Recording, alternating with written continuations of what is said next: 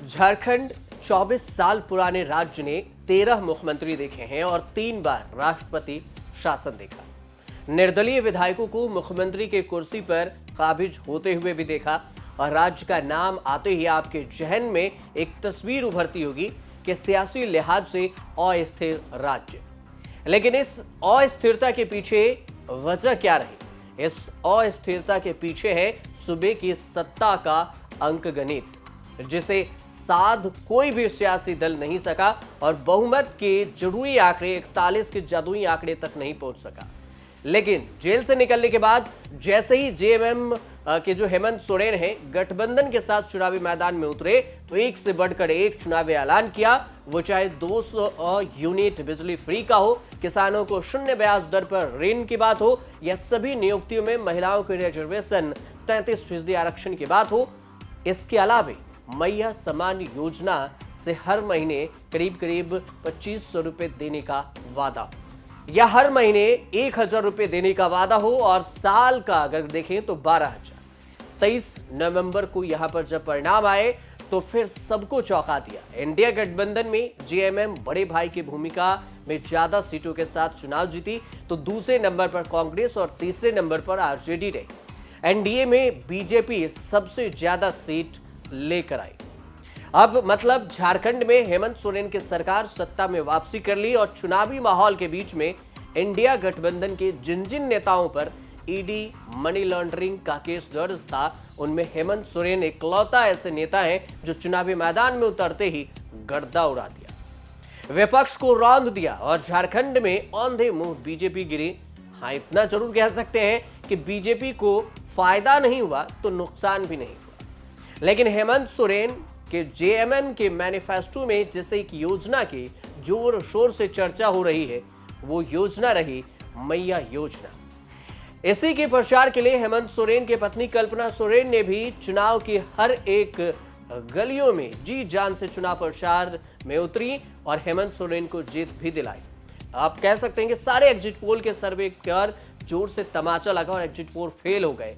जितनी भी exit poll थे सत्ता में एनडीए को आता हुआ दिखा रही थी, लेकिन यहां जीत गई इंडिया गठबंधन। झारखंड विधानसभा में कुल 81 सीटें और 81 सदस्यों वाले सदन में बहुमत के लिए जो जादुई आंकड़ा है वह 41 सीटों का है। इस जादुई आंकड़े को इंडिया गठबंधन ने पार कर लिया, लेकिन इस आंकड़े में एक दिलचस्प नंबर है 30 का, जो पिछले 3 सरकार के साथ यही नंबर घूम रही है।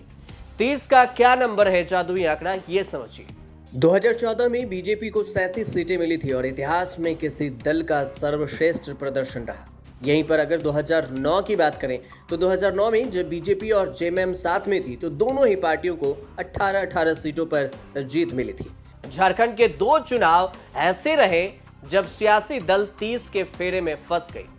2005 के जो झारखंड चुनाव में बीजेपी सबसे बड़ा दल बनकर उभरी, लेकिन यहां उनके सीट 30 से थी।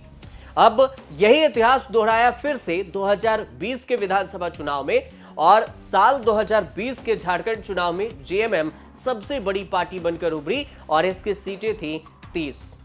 अब 2005 में जेएमएम को 17 सीटें जीतकर जेएमएम ने दूसरे नंबर पर रही थी और तीसरे नंबर की पार्टी कांग्रेस बनी 9 सीटों के साथ सिंगल डिजिट में रही।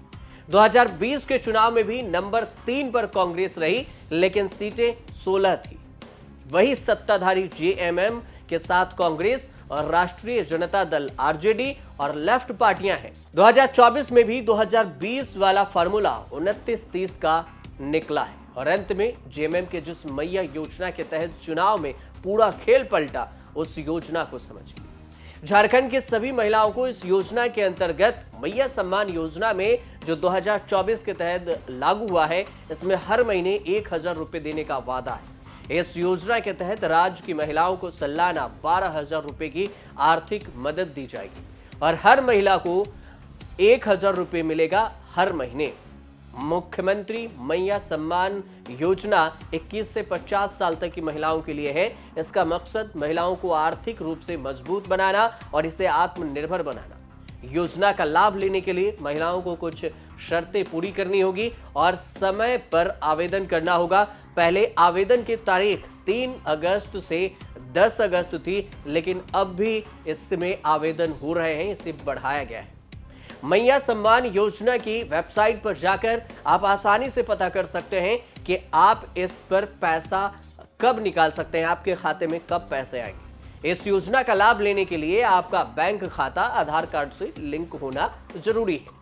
अगर आपका बैंक खाता अभी आधार से लिंक नहीं है तो घबराने की बात नहीं है, क्योंकि दिसंबर 2024 तक आप इस योजना का लाभ ले सकते हैं, लेकिन उसके बाद आपको अपना आधार बैंक खाते से लिंक करवाना होगा, वरना पैसे आने में दिक्कत होगी। मैया सम्मान योजना के लिए आधार कार्ड, मोबाइल नंबर, इसके अलावा आवेदन संख्या, राशन कार्ड और आय प्रमाण पत्र, बैंक खाता, अकाउंट नंबर जैसे कुछ जरूरी दस्तावेजों की भी जरूरत होती है। इस योजना में झारखंड की उन महिलाओं के लिए शामिल किया गया इस योजना को जो यहीं रहने वाली है, मतलब झारखंड की रहने वाली है, जिनके परिवार की सालाना आमदनी 1 लाख रुपए से भी कम है। और इस योजना का लाभ लेने के लिए आपके पास एक ही बैंक खाता होना चाहिए जो आधार कार्ड से लिंक हो।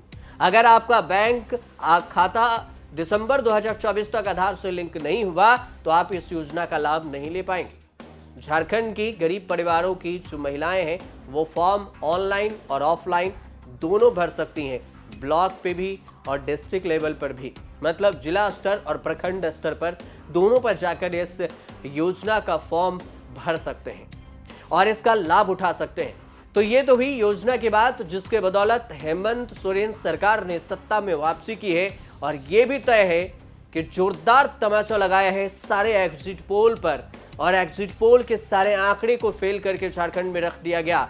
जहां पर एनडीए की सरकार बनता हुआ दिख रहा था, वहां इंडिया ने बाजी मार ली और जेएमएम सबसे ज्यादा सीटें लेकर आई है। इसके बाद नंबर है कांग्रेस का और तीसरे नंबर पर है आरजेडी।